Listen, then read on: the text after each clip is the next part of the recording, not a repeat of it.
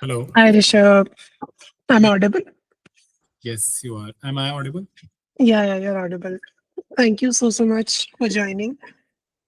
No worries, man. No worries. Yeah, Uh,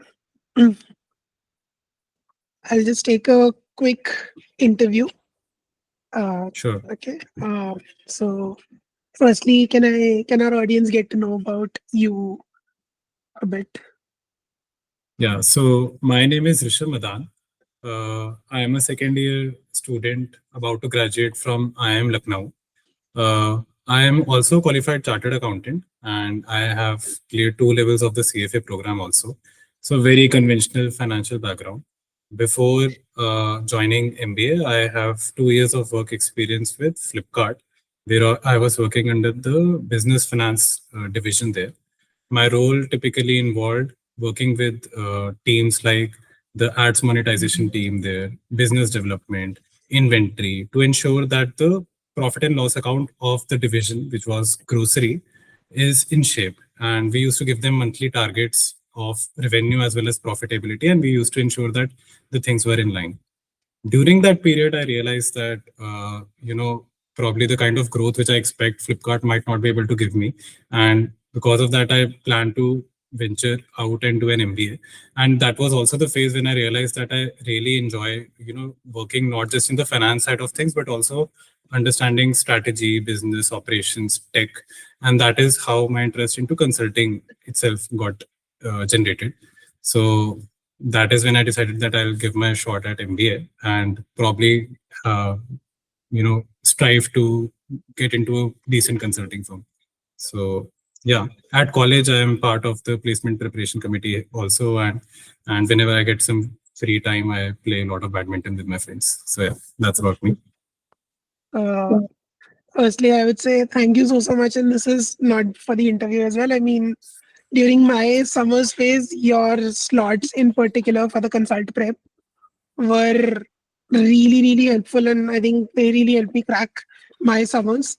So I think you have a huge role to play in my summers also. If you remember, there is one person from your cohort only, Khushi. So we Yes. used to practice cases together, and we used to take your slots and kind of take the feedback, and then you used to dive deeper into them. So, Rishabh, could you just enlighten us a bit more about what in general does consulting look for in a candidate? Okay. So before we start with that, let's just understand what consulting is, so Hmm, as to get a better perspective of what exactly a candidate should, you know, try to achieve when they hmm, are sitting for a consulting hmm, recruitment process, hmm, right? So it is effectively offloading of a very complicated problem statement by a company to a third party, hmm, and these are specific. Generally, they're looking for some sort of generalists who can sort of understand the problem, comprehend the issue, break it down into understandable formats, and then do a hmm, lot of research, evaluation, comparing, factoring, and finally give some recommendation on what should be the right course of action. hmm, Uh, a strategy or a management consulting is generally the job ends when you give them the final way to go ahead for the next 6 months, 1 year, 2 years pipeline, right? In case of more operational consulting, there's also a lot of handholding which happens when the actual implementation takes place. But that is separate. Again, that also involves a lot of these things. However, typically your work is more to deconstruct the problem, breaking down into comprehensible parts, and then identify the right course of action of each of these. And that involves researching and doing a lot of interviews and stuff like that. So basically, you need a person who has a good handle on, problem solving, number one. hmm, So, breaking down the issue into smaller parts, ensuring that they are very comprehensive in nature. So we talk about something called MECE, right? So even in the hmm, breaking down of the problem, this MECE approach should be followed.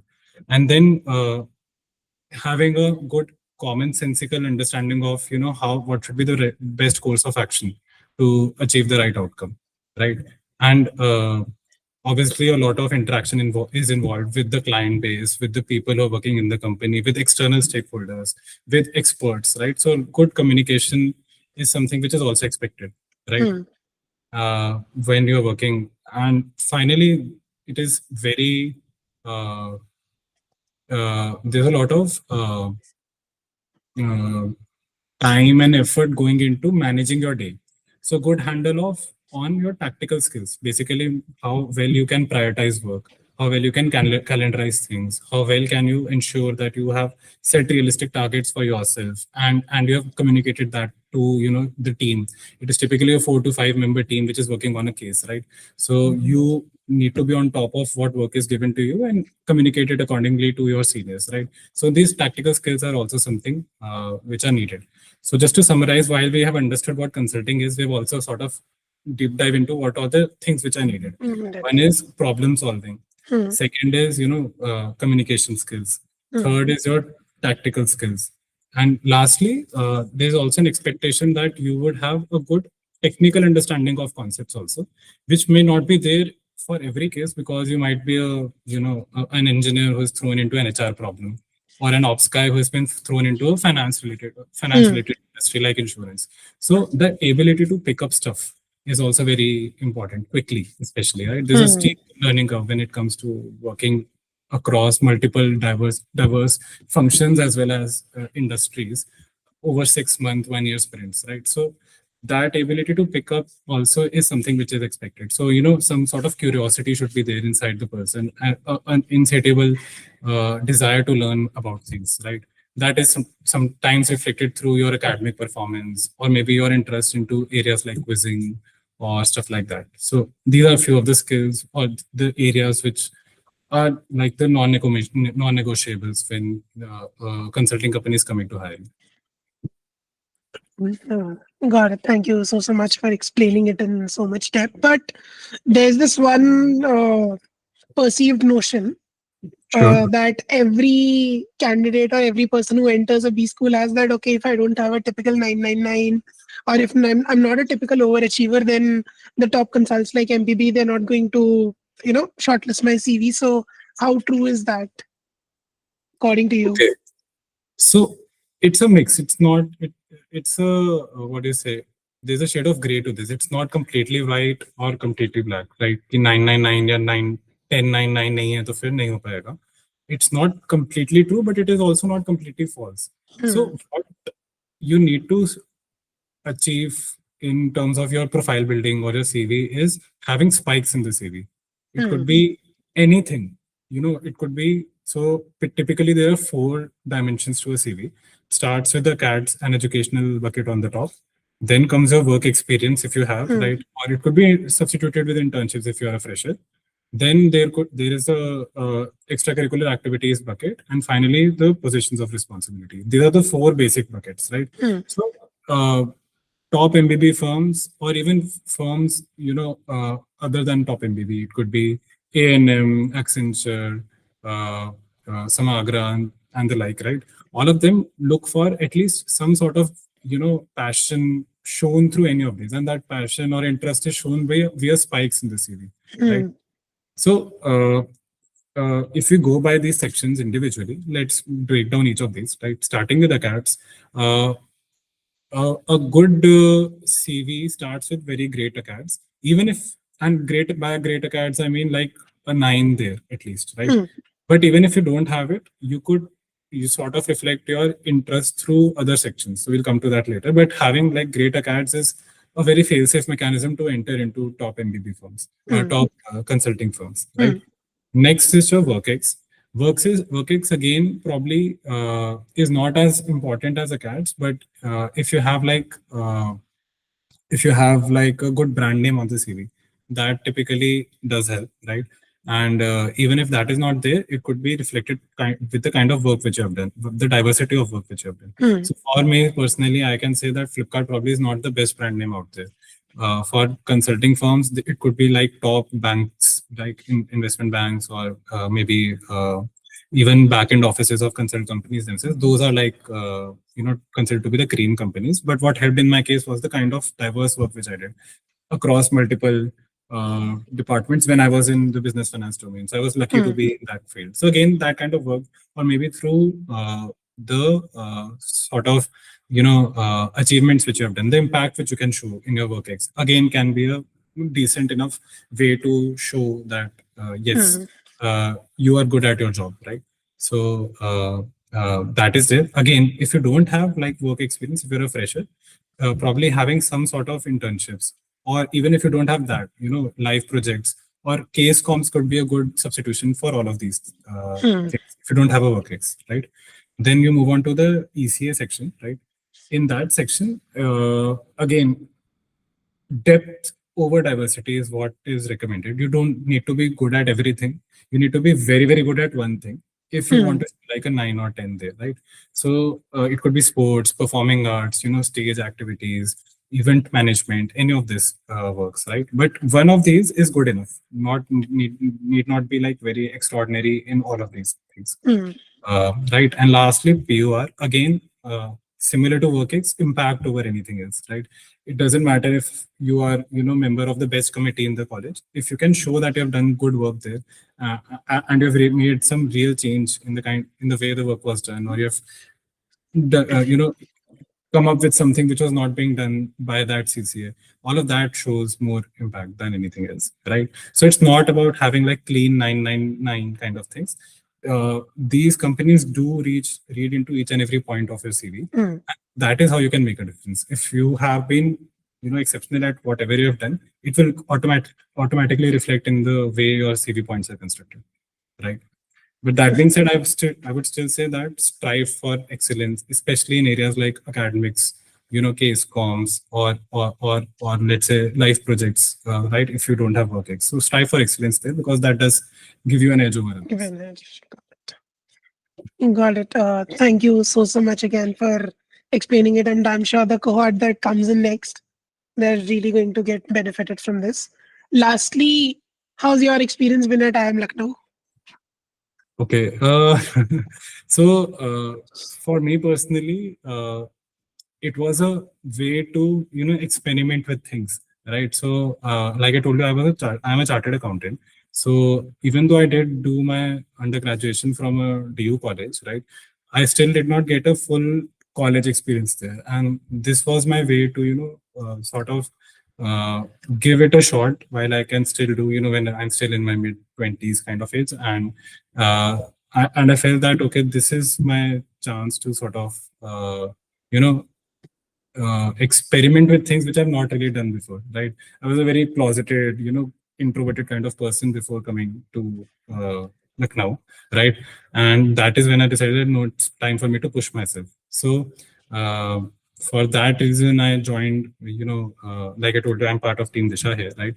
So that involves talking to a lot of people, spending at least 4 to 5 months of across the 2 years, working day in and day out to help a batch of 500 plus students, right? So that has been a very transformational journey for me, right? Apart from that, I've tried multiple sports here. Like I never played basketball or frisbee before, but I sort of realized that I'm decent with these sports also while I was at campus, right? We do play badminton a lot. And yeah, try to juggle academics as much as I can. One friendly advice, not related to the topic of discussion here, but still, which I feel is, helpful for anyone who's, striving for long-term learning and growth. Try to, give academics also as much importance as you give other things. You might be, trying your hand at a lot of things. You might be very good in a particular sport. You might be spending time in your CCA, right, which is your committee or club, whichever you're a part of.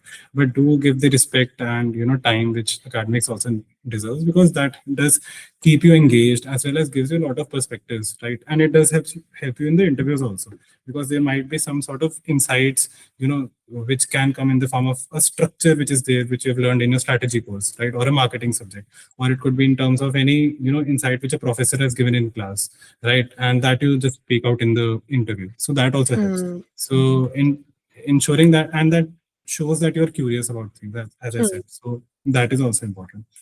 So yeah, it has been a good experience, I would say, and definitely going to miss my 2 years here. Okay.